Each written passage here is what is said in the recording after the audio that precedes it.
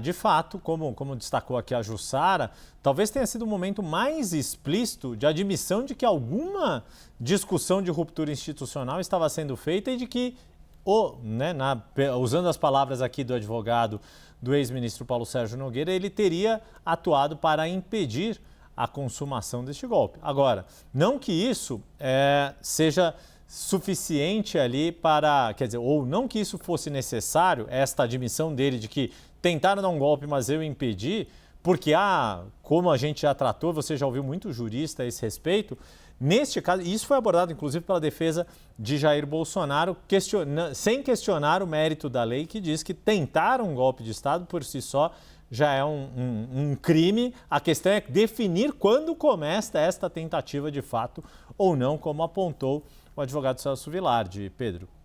Boa tarde agora com calma, boa tarde também para a Jussara, para a Débora.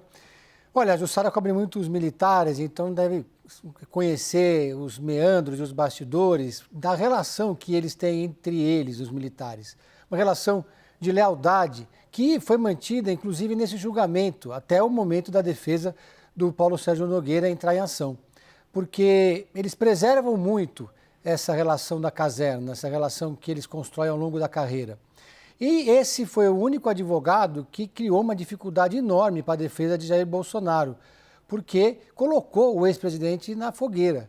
As outras defesas trataram de cuidar estritamente dos casos dos seus respectivos clientes, mas sem tratar de Jair Bolsonaro como alguém que tivesse consciência, ou tivesse participação, ou tivesse a intenção de dar um golpe de Estado. Já no caso do Paulo Sérgio Nogueira, ficou claro ali que havia uma intenção de dar um golpe de Estado, de praticar essa ação, havia uma conspiração em curso e ele tratou de evitar que isso acontecesse. Ele citou, inclusive, o ataque que ele sofreu nas redes sociais, e a gente lembra muito bem quando isso aconteceu.